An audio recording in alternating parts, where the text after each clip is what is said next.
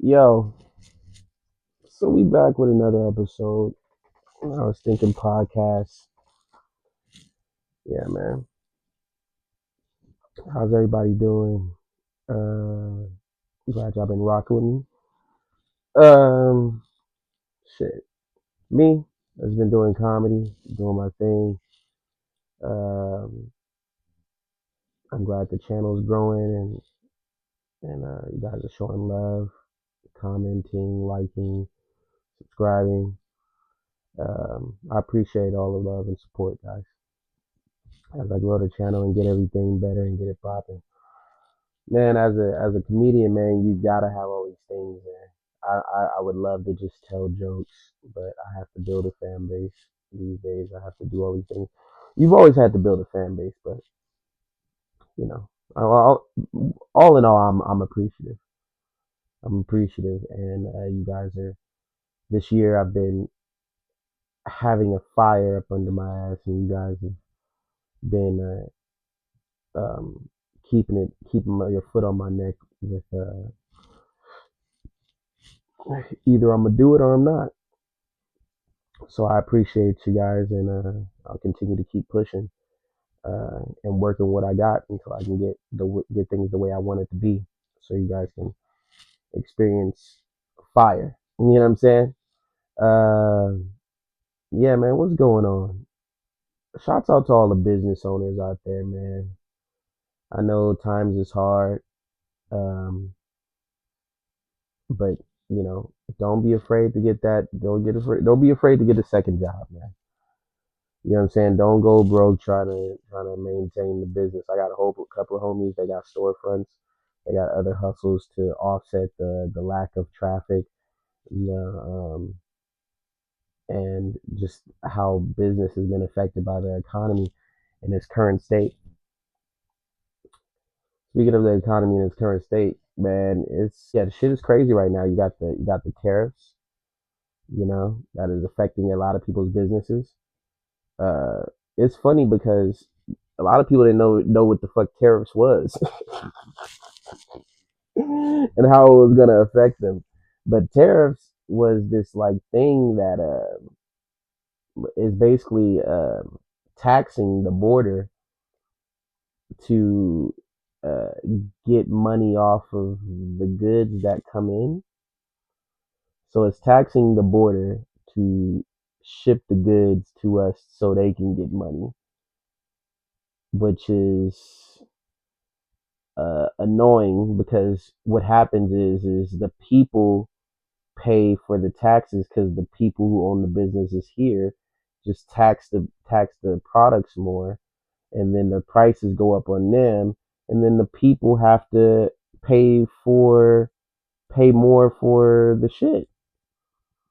So um, yeah, man, it sucks that we are the ones feeling the burn, and it's not really those other countries. Those other countries feel it too.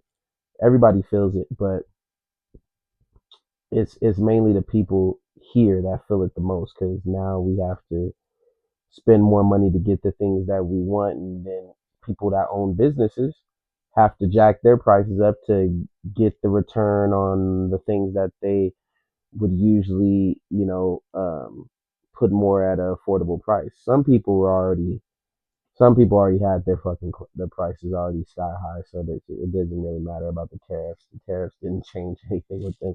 You were already gonna pay arm and leg for that fucking um, t-shirt at that boutique in the first place. You know what I mean? So yeah, it doesn't really matter. But the tariffs, man, the tariffs. One of the funniest things I've seen in the news recently was how the closest people, Mexico and Canada, low key bullied uh Trump into like, yo, you guys take a lot of shit from us. I know your military is strong and you can fuck us up, but uh, it's gonna be a lot of shit coming if you fuck us up. And then on top of that, we're right here. We're right here. That would be the most annoying thing for you to try to fade with us right now. You can't really bully us because it doesn't work in your favor. and then you can't charge the tariffs. You might as well come to some agreement. Canada was on the phone like, "Yo, what you want to do? Because we give you like 20% of all your goods. Like we give you like 20%. You take like, and we only take like 1 point whatever percentage from you. So what do you want to do?" The nigga was like, "I'll give you guys a month. Let's try the. I'll give you a month. I'll give you a month. Let's try to. Let's try to secure the borders. No more drugs. No more fentanyl. Let's try to secure the borders. And if they're up to par, then I'll take away the tariffs from you and Mexico." I like my Trump accent. I thought that was pretty good. But yeah, man. Uh, I I think that's what helped um Mexico and Canada get a pause on their tariffs because they're right here. You don't need enemies inside your house because they're literally inside the house. They're right here. Mexico ain't nothing but an extended Texas. Or Texas is Mexico, really, but it's right there, literally. Like they have a hard time like doing that shit, man, to block people out. Yeah, yeah, yeah. People not feeling the new hardcore immigration laws.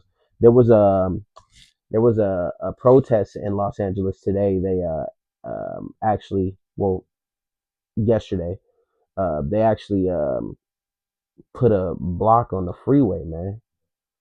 They blocked the freeway up, and yeah.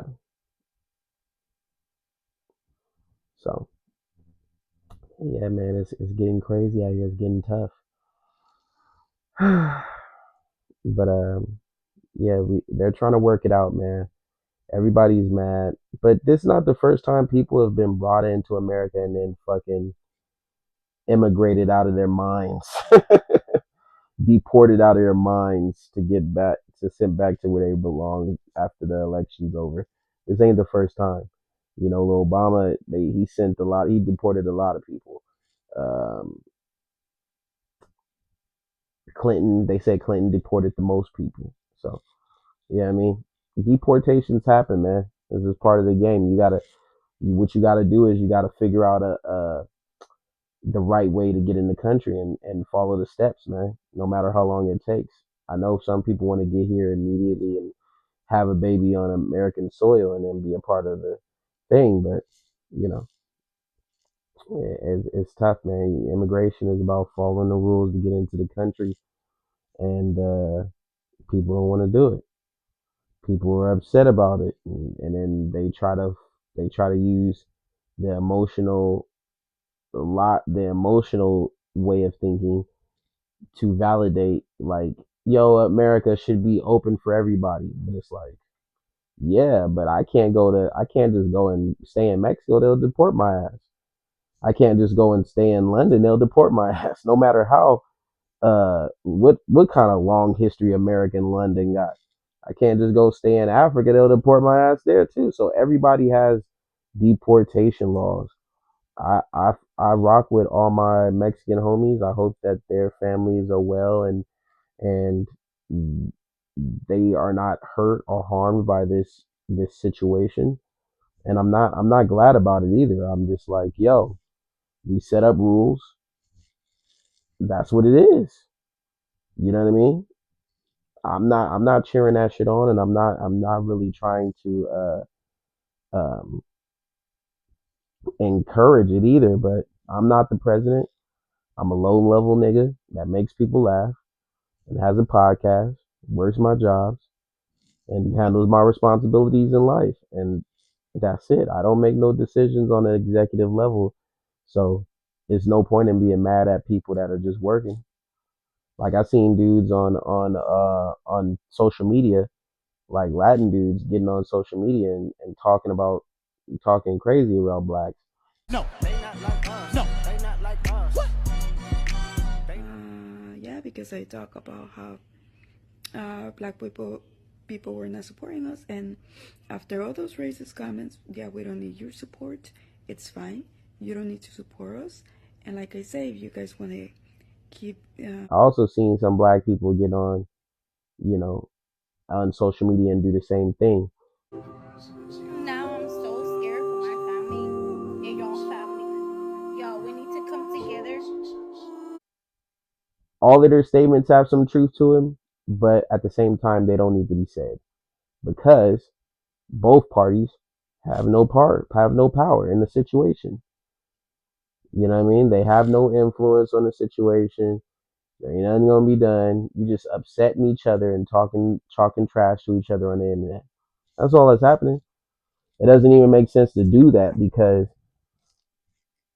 if you do stay in this country or you don't, now you just got fired because you're saying racist stuff on the internet. People love taking it to your boss or taking it to your company if you work for a good company and you drive trucks for them or you fucking do some shit and people take your words and how you say things and take it to their boss or take it to your boss or email your boss or text your boss. Now your boss sees that how you feel and you can get fired, man. Yeah. Or they'll figure out a way to fire you.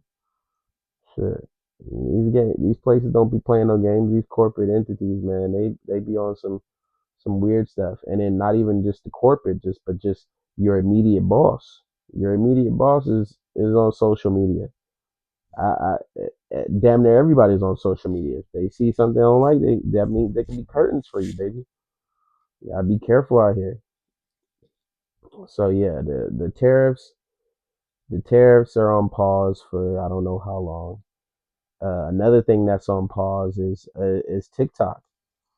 TikTok is you still not able to download it on Apple phones. If you have it, if you never deleted it, which I had to discover because I thought I was going to just log back on TikTok when they said, "Oh, they're bringing it back within a couple of hours that they took it down." Like, oh, okay, yeah, yeah, for sure.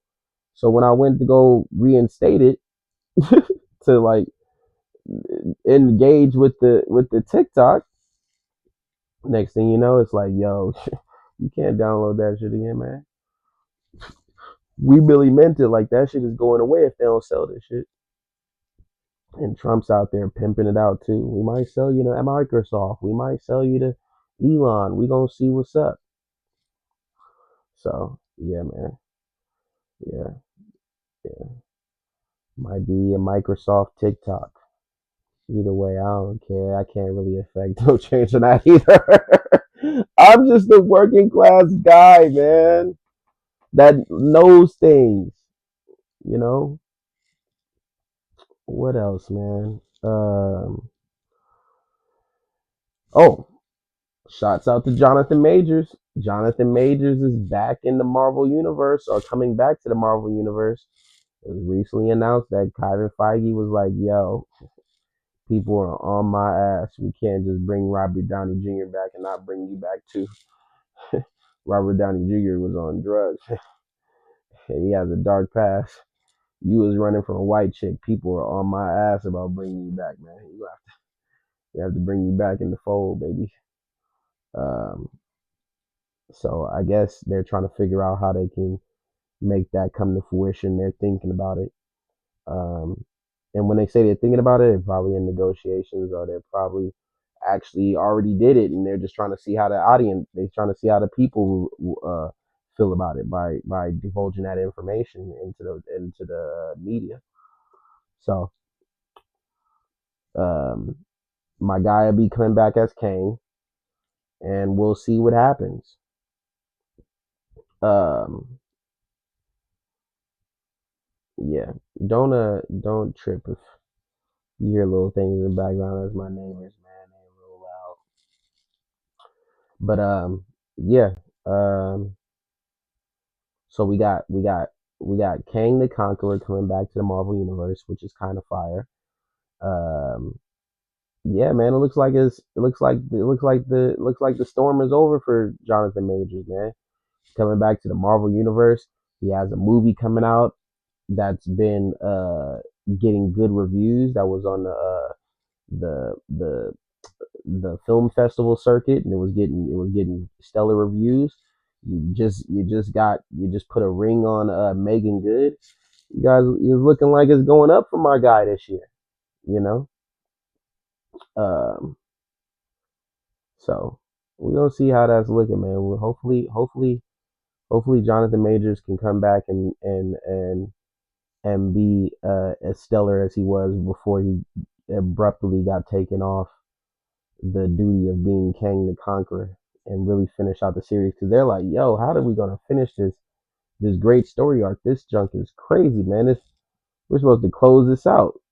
I mean, we closed it out on Loki, but that ain't enough. Like, we need a real villain people was looking forward to, man. We gotta come up with a new villain. It'd be great if we could have Kang and Doctor Doom cross and have a major situation going on here, so we can make these movies boom and get this bread. So that'll be a fire thing for Disney. Seeing is that they had a large deficit of money lost from them last year from shows like The Acolyte and all that other crap that they was putting out that nobody wanted to see. So yeah, man. Shouts out to Jonathan Majors, man. Congratulations. The world is coming back around, man. They had to put you through hell for a little bit. uh Freak. What else? What else? What else is going on? Oh, speaking of Marvel, Shanique Moore, man. I hope you're getting it together, man, because they've been cooking you for the last few weeks, man. The internet has been cooking you. It's been relentless. Um, you can't. You're exposing your lameness, man. I don't think you're lame. I think what I think that you um you worked hard, or you got lucky, you got blessed, and you worked hard a little bit. I guess depending on who's looking at the situation. You're not working two jobs, and you're just acting, which is more time consuming and tedious than anything. Doing things over and studying the role and really embodying the character.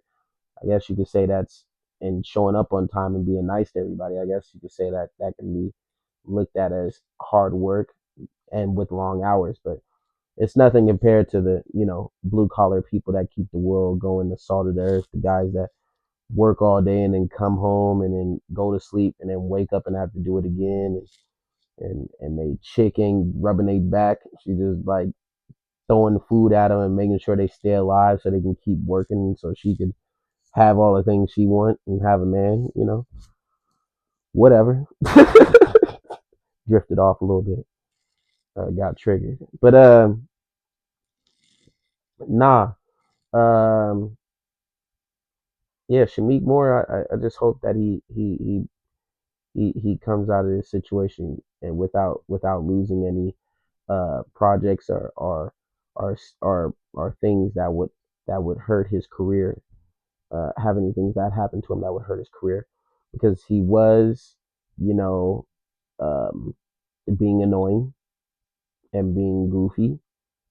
But I don't think that those things should make people's public opinion be so strong and loud that he loses his jobs, because he didn't touch or do anything to those women inappropriately.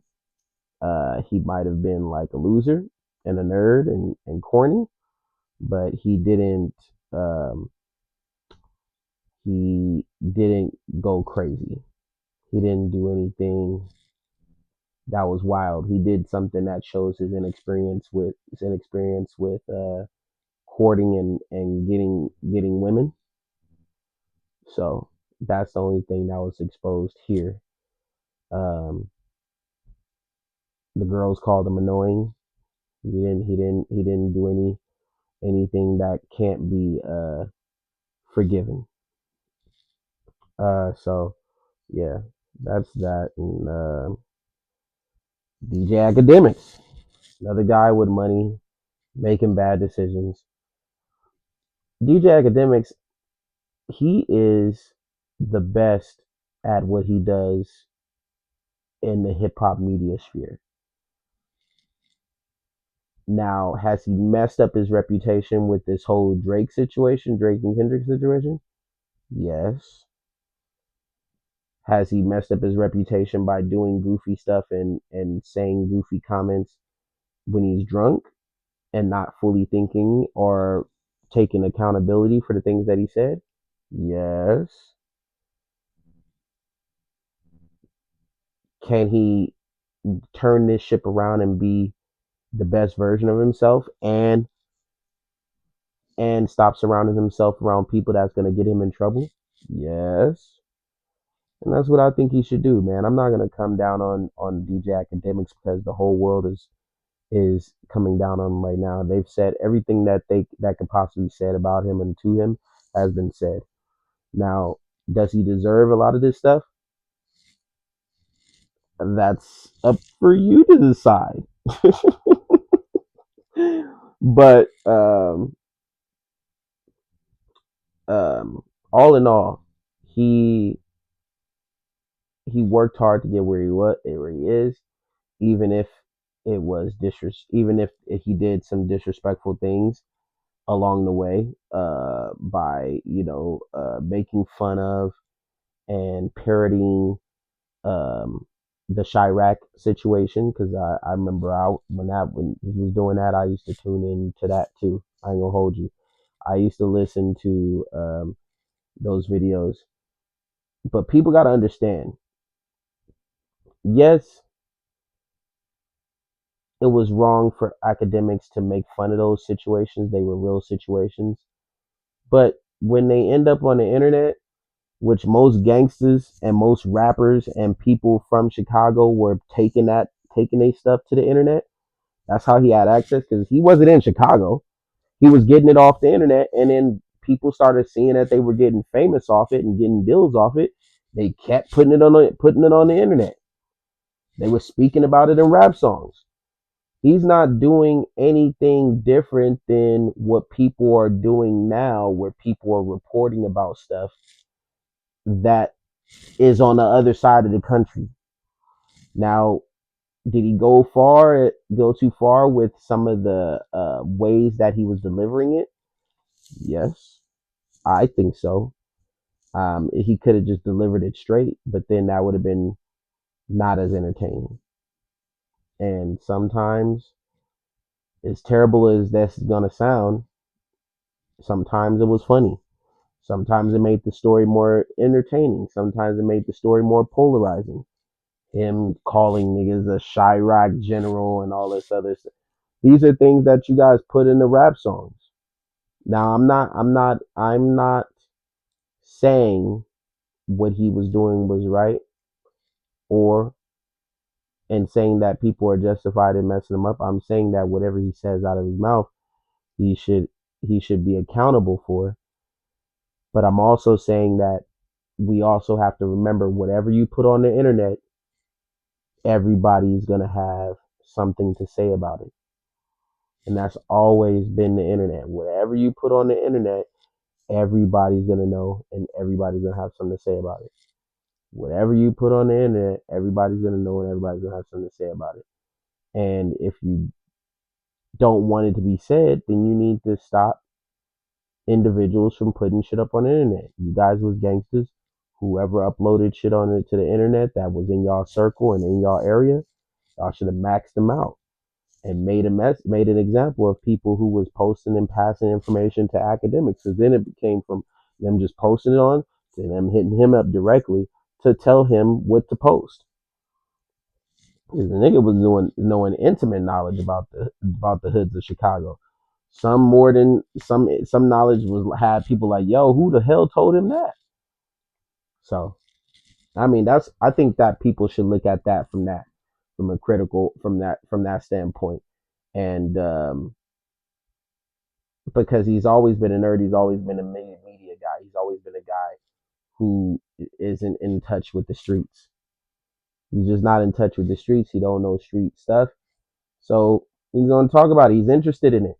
Look at Adam 22. Adam 22 constantly sticking his nose in and talking about street stuff, calling people's moms stupid, Like he called one of the shy one of the gangsters from Chicago's mom stupid, and nothing happened to him. Like, but you nobody's saying nothing to Adam 22, I guess, because he's white. And that's another thing. We gotta stop excusing people based off of race. I know it's easy for everybody to jump on a black man because there ain't no consequences for it. But y'all gotta stop being like, oh, Aiden said some weird shit, but he's doing white boy humor. This black guy over here, let's all pile up on him. You got people that are not black talking about him.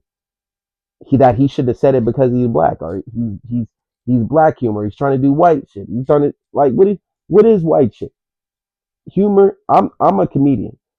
Humor is humor. Whatever's funny to somebody is funny to somebody else. There is no there's black humor. Yes, there's black humor and white humor, but in a world of where everybody is fucking with everybody else and mixing it up, there that line is coming to an end. Bro, you want to know why that there ain't no new episodes of Def Comedy Jam? And they are, but they're not. There is some new episodes, but they're not really new episodes. They're episodes of comedians that are in the game right now, but these comedians in the game right now are contemporary with white comedians. You got Mike Epps. Mike Epps is just as relevant in the white community as a Sam Morril or a Mark Norman. Mike Epps can sell out anywhere. Cat Williams too. Cat Williams is just as relevant, if not more, than a Mark Norman. He went on Rogan and got more views than him. Like, come on, what we talking about, man? Some humor is different to everybody else. Not everybody enjoys the same humor. Some people like other things. I like Seinfeld. I like I like Friends. I like white shows. I like different things of that nature. And a lot of people like that. I like Frasier. I grew up watching Frasier. I could watch Frasier and watching Living Color. If funny is funny. The mechanisms that make comedy is always gonna be there. The only difference is the messenger. People what really separates comedy is the deliverer. The deliverer, people don't like the messenger sometimes. Because I've heard white people say certain jokes. I've heard black people say certain jokes, and some white people will laugh at that white person because they can see the white person doing it, or they have a connection to the white person. A lot of times, if you're more appealing or more relative to somebody, you're funnier. That's just what it is. That's why they be like, "Oh, comedy is subjective." Comedy is is it can be formulated, but it also still has to be formulated under the guise that people can actually see the individual doing something or relate to the individual that's telling the joke.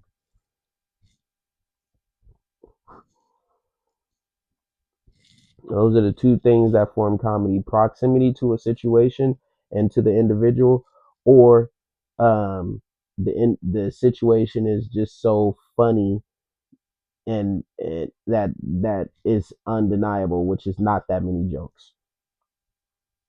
You know what I mean? It's a lot of people who didn't like Patrice O'Neal's humor. Patrice O'Neal is the goat to a lot of people. So, there's that whole idea of black style and white style is coming to an end. Uh, it's just about being funny and finding your voice and being and having a style. You know what I mean? Um, you got some black comedians that won't even do black rooms because they don't have the strength or the presence to make people listen or make them to respect that person. You know what I mean? So they go and they go build themselves up, and then they come back with money and fame, and then black people respect them more because black people were like, oh, this person must be funny. White people think they're funny, so the validation thing happens. But yeah, man. Back to what I was saying though before I drifted off into the whole white and black comedy thing. Um, you can't you got to hold everybody to the same standard, man. And people tend to do what they do in comedy. They hold people to different standards based off of how they look and how they feel about them. You know what I mean? Niggas talking about, oh, academics was trying to get in his white boy bag and he failed. It was like, bro, he Speedy is not white. Speedy does hella gay shit. Kai Cenat with Speedy does hella gay shit. Their audience is multicultural as fuck. They do gay shit sometimes. They talk about gay stuff. They do hypothetical situations. They do inappropriate situations. They talk about alcohol. This was literally the opportunity that people had to embellish and make something bigger than what it was, because the way that whoever clipped those clips, the way they uploaded them and SEO'd them, search engine optimization on them, they put all the keywords to make him look like a weirdo, even though he has things in the past for people to validate that statement. But what I'm saying is that with academics, this goes to you, man. You are the best when it comes to hip hop media. There's no doubt about that. What you need to do is you need to uh, bring genuineness back to the platform, be more transparent, and think about the things that you say before you say them. Humble yourself. And I know that doesn't mean anything coming from a person like me who's up and coming, just a comedian, not an immigrant, not experienced the things you experienced. But yeah, man, humble yourself, apologize, don't be so stubborn. I know you have a tendency to be stubborn and don't want to bend or fold. And it's a bigger picture here. You know what I mean? It looks super convenient. And these people trying to, I do believe you that it is some people trying to get you up out of here. And you giving them the fuel they need to get you up out of here. All you need to do, get you some PR, a PR rep, talk to them, consult with some people, get your things taken care of, be nicer, stop indulging with people in Discord without monitoring the things that you say, and be more open to correction. Any man that feels like he's above correction is not a man, because that man should be man enough to realize when they are at fault. To be human is to err. And if you think you're above error, then what? People are going to be more inclined to putting you in your place, which the internet is right now, super thirsty with it, saying anything they want to say to you. There's a guy that I listen to. His name's Big Zoe. He's entertaining at times, and he does bring balance. He did bring balance when you were saying outlandish things when it came to the Drake situation. You kept trying to validate it with Drake being your favorite rapper, so you could just say weird and crazy things, or say things and try to spin it and and just be annoying, like just to like get people, try to sway people to be on Drake's side, which is like, you know what I mean, you didn't have to do, you know what I mean. And that's, I don't think that is not the aim of your position. Your position as a media person is to be the rawest form of media. That's why people started rocking with you, because you're smart, because you were honest. And now you made yourself sound like this pay to play propaganda spreading person, where every time you're talking about somebody paying you to post, you're flexing, you're divulging information that makes you look like not a credible source when you're very smart. I've seen you pull up legal documents and break them down in front of everybody, and seek after sources and do things that a lot of people struggle with. Like the Big Zo guy I mentioned. I watched him do a stream or do a live or do something the other day, and while he was doing his regular routine of destroying destroying who you are, destroying your image, he was asking people for legal documents because he couldn't get his hands on them fast enough. So people in the chat and different things had to help him and give him the documents so he can do what he set out to do. But I seen you you you're a machine. You pulled up the documents and this and this and that.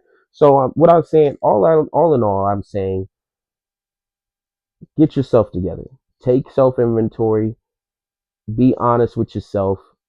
Show growth, and all of this will be over. You don't have to lose everything because you're trying to prove to these people that they can't beat you or you're not gonna fold or whatever's going on in your head. Humble yourself, show growth, come back, get the followers you lost, and more. I don't. I'm not. I'm on some stuff, man. Where it just didn't. I was watching everybody try to kill you off, and it was going at you, and it just didn't feel right to watch. Because what you're saying is true, and these people are all acting corny. Because I have heard people be on different platforms talking crazy, but they wanted to drive the narrative and use and stick with the narrative of you're trying to groom this little boy, where this little boy is also on some like sketchy ish because even if you're a refugee from Palestine, who gets on the internet and asks for money or begs for money or does all these different things? When I was 15 years old, I knew about when I was 15 years old, I knew about porn. I knew about these different things. I mean, corn. Sorry, all these different things. People, us as kids, we listen to rap music. We listen to all these different things. We know about these things. We gotta stop acting like people are super innocent, man. It's people, like kids know about these things. We have TikTok, we have social media. Nobody's protecting the kids. Some of these guys that are running these streams and doing these streams, they're soliciting prostitutes on OnlyFans. Like, what are we talking about here, man? So what I'm saying is, and this is not to say that you don't deserve any of what's been happening to you. What I'm saying is it didn't feel right to me to watch them take such a little thing that could have been corrected with an apology by you, and that was your fault. Corrected by an apology, get fixed. You could have apologized to that little boy, because he got you. You know what I mean?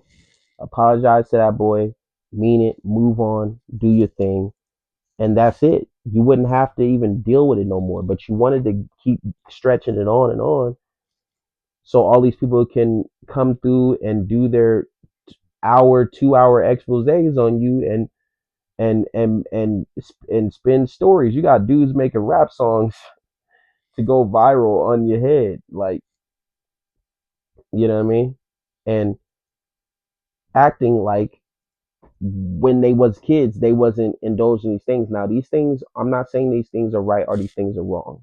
What I'm saying is that they're a part of life, and I'm saying that all these things happen, and yes, they're inappropriate, but it's also a thing that happens. It just happens, and a lot of these people gotta act like it does happen. Now, should you have been making those conversations or having those conversations with the little boy?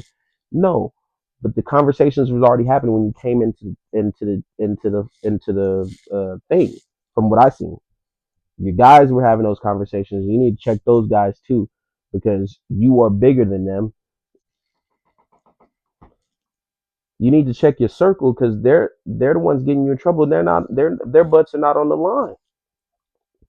You already have instances where you have guys that are in your team that are a part of your name and they're ruining you because people need something to go after on you. You know what I mean?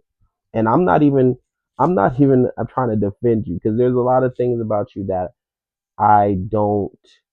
Well, I am in a sense, I'm trying to bring critical thinking to your situation, which in a sense is kind of trying to defend you because there are some things that I don't agree with that are a part of who you are, but it didn't sit right with me to watch everybody dogpile a black dude and then continually say, "Oh, it's because he's not white boy and he's not a white dude and he was trying to engage in white humor." Like, what is that? That you can't keep saying that, man.